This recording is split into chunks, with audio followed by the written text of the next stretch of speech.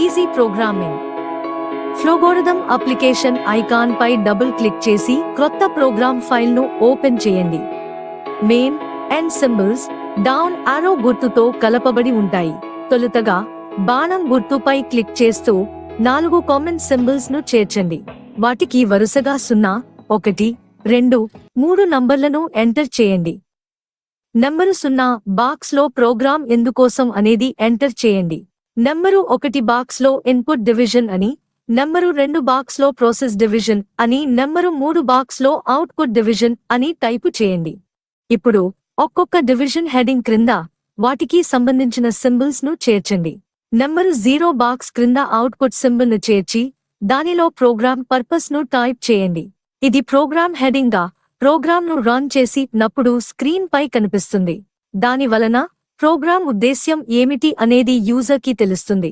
Number 1 input division box క్రింద ఒక declare symbol ను చేర్చండి.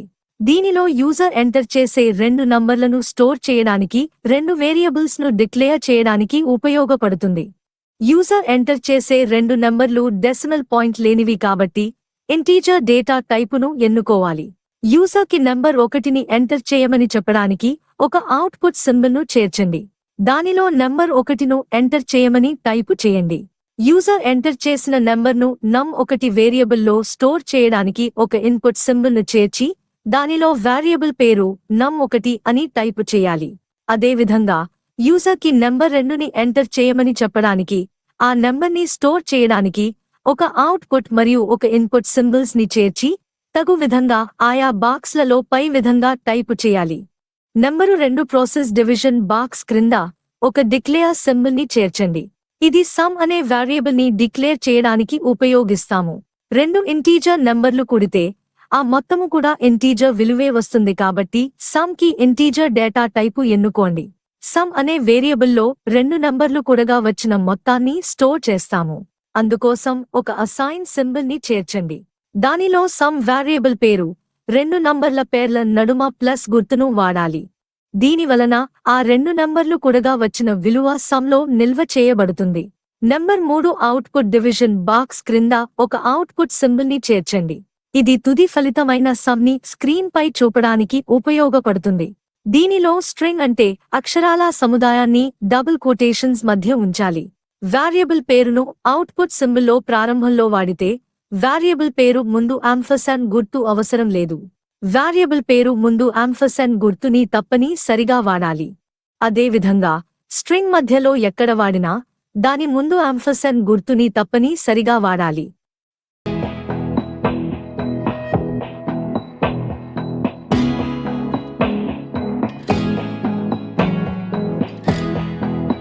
ప్రోగ్రామ్ ఎగ్జిక్యూషన్లో దిగువ అంశాలను గమనించండి. ప్రోగ్రామ్ను ఇంటీజర్ నంబర్ల కూడిక కోసం వ్రాసాము. కావున హోల్ నంబర్స్ ఫలితాలు కరెక్ట్ గా వచ్చాయి.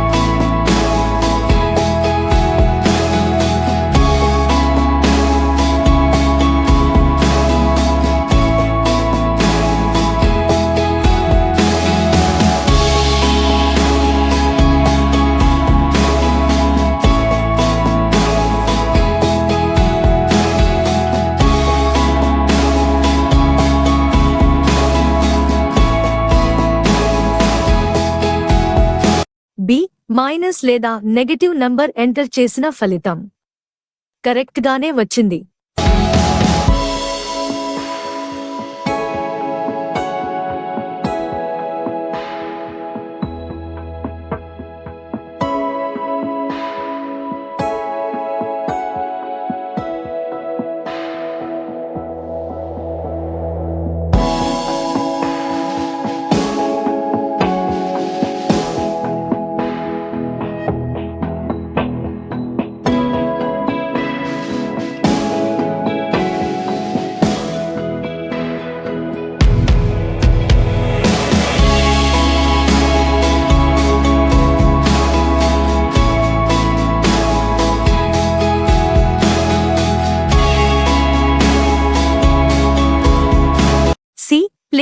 టెక్స్ట్ కోసం పై టాగ్ సింబల్ పై క్లిక్ చేయాలి.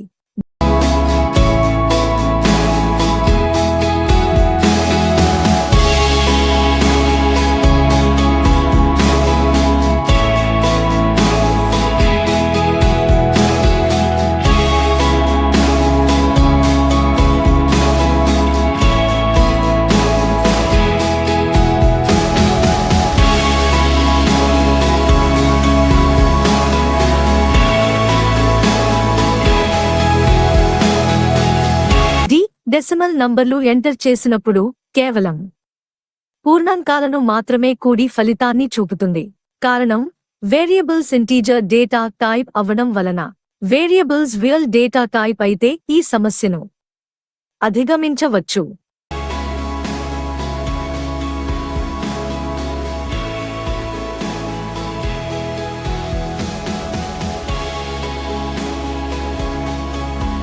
మరిన్ని ప్రయోజనకరమైన వీడియోల కోసం మన ఈ ఛానల్ను సబ్స్క్రైబ్ చేయండి. ఈ వీడియో ద్వారా మీరు క్రొత్త విషయాలను నేర్చుకుంటే మీ మిత్రులకు, బంధువులకు వీడియోను షేర్ చేయండి. మీ ఛానల్ను మరింత మెరుగుపరిచే సూచనలను, సలహాలను మరియు విమర్శలను కామెంట్స్ ద్వారా తెలియజేయండి. మీరు వేరియబుల్స్ డేటా టైప్ను రియల్ డేటా టైప్గా మార్చి ప్రోగ్రామ్ని ఎగ్జిక్యూట్ చేసి ఫలితాన్ని గమనించండి.